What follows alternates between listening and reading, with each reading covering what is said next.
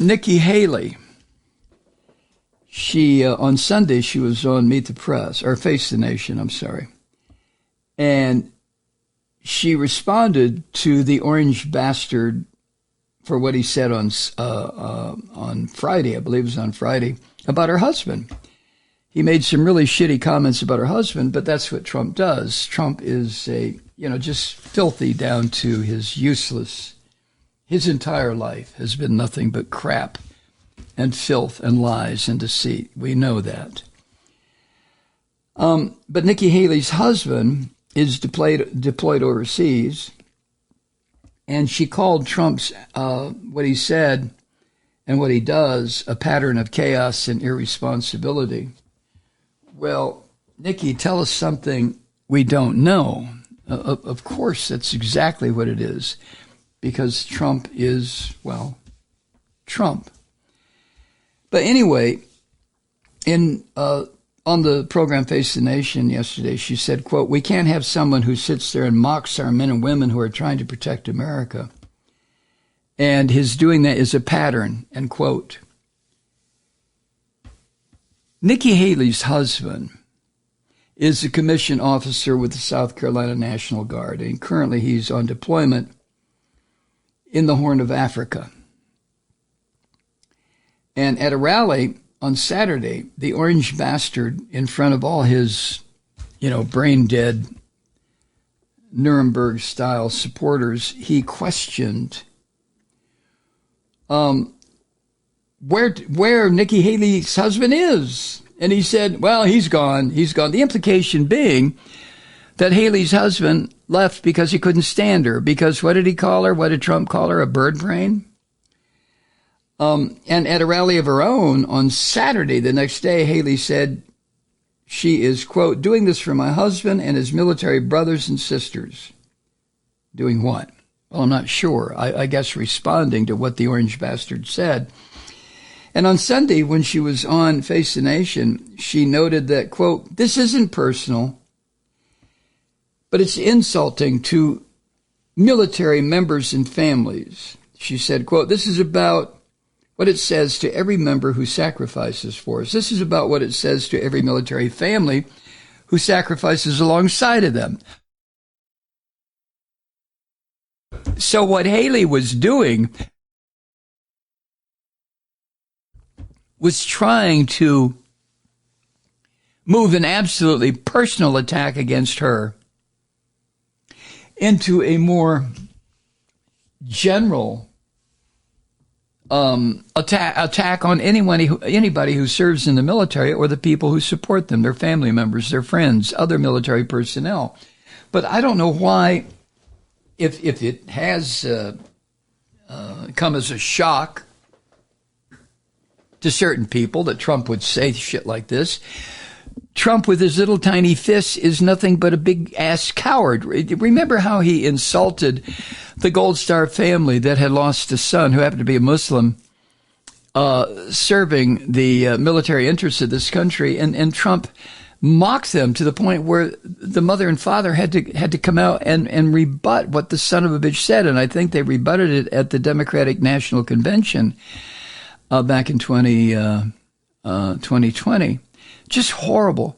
And Trump's refusal to go at a commemoration ceremony for people who have died in support of the objectives of the United States, people who have died in military service. And Trump didn't want to go because it was raining, and he knew it would smear the paint that they put on his face every day to make him look like he's not, a walking corpse. But Haley also made clear her support for NATO, which I'll get to in a moment. That became necessary. She said that NATO, quote, "allows us to prevent war," end quote.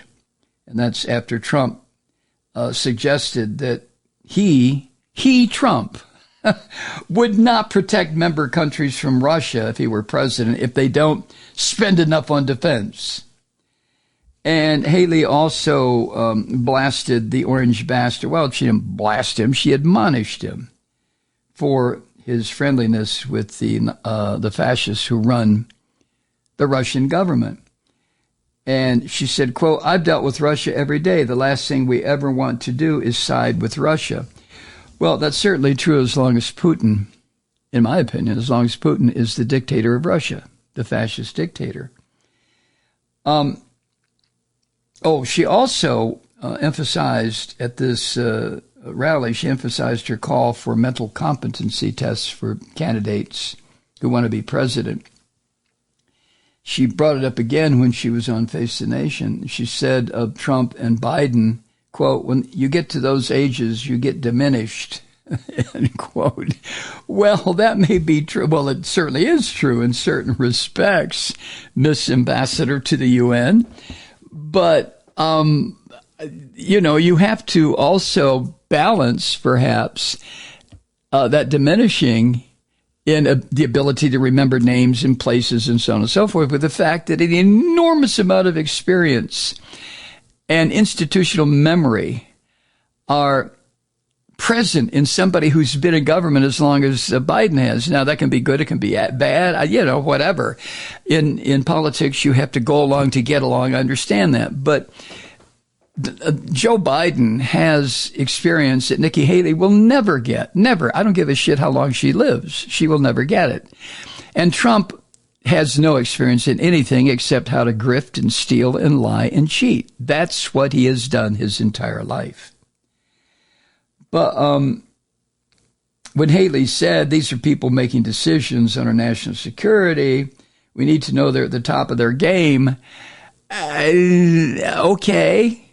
I guess the thing that Haley doesn't understand, and of course Trump would never understand this if you spent years trying to explain it to him, is that it's not just the President of the United States who makes these decisions about U.S. foreign policy. It's the entire brain trust that is put together around a president to advise and offer advice and consent and direction and input. But Haley doesn't know that, and Trump never will because he's such an ignorant bastard. But anyway, Haley has positioned herself as the what she calls the new generational leader. Oh, really? Nikki Haley? Okay, I guess. And she suggested that she could, in fact, serve for 2 terms, 8 years, quote, "without any chaos or distraction, and focus on really getting our country back on track," end quote. What does that mean, getting our country back on track? I wish somebody would ask Haley that and ask for a specific answer.